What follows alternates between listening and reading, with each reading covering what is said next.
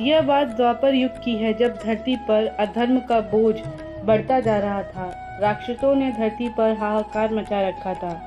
इस बात से बहुत परेशान होकर धरती माँ गाय का रूप धारण करके देवताओं के पास गई और उन्होंने कहा, हे देवतागण, मेरी रक्षा करें। इस राक्षसों का आतंक मुझ पर बढ़ता जा रहा है, इसे खत्म करें।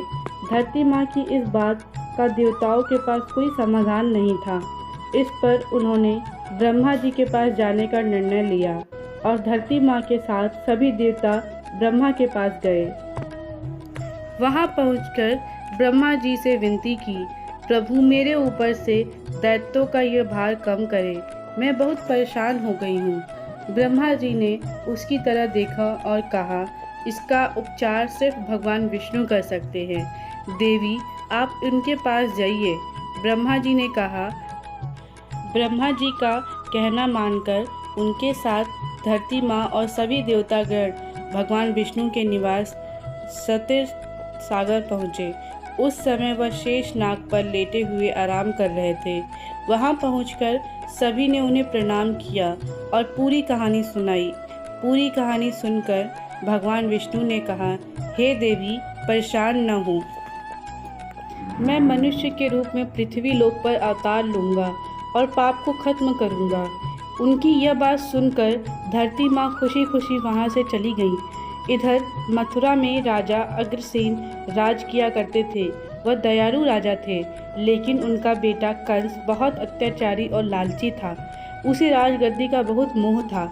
एक दिन उसने अपने बल से राजा उग्रसेन को सिंहासन से उतारकर जेल में डाल दिया और खुद राजा बन गया। लेकिन कंस अपनी बहन देवकी से बहुत प्यार करता था।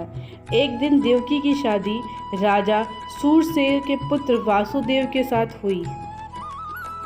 शादी के बाद जब कंस देवकी को विदा करने लगा, तभी आकाशवाणी हुई कि देवकी की 8वीं संतान उसका वध करेगी। इतना सुनते ही कंस के पैरों तले जमीन खिसक गई और उसने देवकी और वासुदेव को जेल में डाल दिया।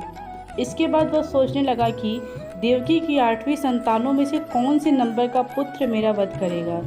इस असमंजस के कारण उसने देवकी के सभी संतानों को मारने का निर्णय लिया। एक एक करके उसने देवकी के 6 संतानों को एक चट्टान पर पटककर मार डाला। भगवान विष्णु की योजना के अनुसार शेषनाग देवकी की 7वीं संतान के रूप में जन्म लेने वाले थे। तब देवकी 7वीं संतान से गर्भवती थी, तो देवताओं और भगवान ने तरकीब से उनका गर्भपात करवा दिया। साथ ही उस संतान को वासुदेव की पहली रोहिणी के गर्भ में पहुंचा दिया गया था। बाद में वह संतान को श्री कृष्ण के बड़े भाई बलराम के रूप में जाना गया। इसके बाद भाद्रपद के कृष्ण पक्ष की अष्टमी को रोहिणी नक्षत्र में देवकी की 8वीं संतान ने जन्म लिया। उसके जन्म लेते ही सारे सैनिक अपने आप सो गए। देवकी और वासुदेव की हथकड़ियाँ खुल गईं और जेल के दरवाजे भी अपने आप खुल गए। उन दोनों को कुछ समझ नहीं आ रहा था और तभी आकाशवाणी हुई कि इस पुत्र को गोकुल के नंद बाबा के यहाँ छोड़ आओ। उन्होंने ठीक वैसा ही किया।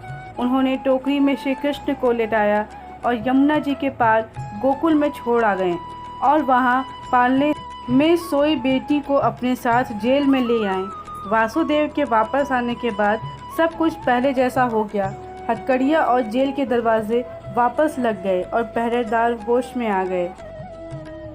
होश में आते ही सैनिकों ने देवकी की 8वीं संतान की खबर जाकर कंस को दे दी। कंस दौड़ता हुआ जेल आया और देवकी की गोद से उसकी संतान को छीन लिया। इसके बाद जैसे ही कंस ने उसे मारने के लिए हाथ उठाया, वह उससे हाथ से छूटकर हवा में उड़ गई और बोली, दुष्ट कंस, मैं योग्य माँ हूँ। तुझे मारने के लिए भगवान ने गोकुल में अवतार ले लिया है। अब तेरा अंत निश्चित है। इसके बाद श्री कृष्ण को मारने के लिए कंस ने कई राक्षसों को गोकुल भेजा, लेकिन कोई उनका बाल भी बांका नहीं कर पाया। अंत में उन्होंने कंस का संहार किया और मथुरा को उसके आतंक से आज़ादी दिलाई।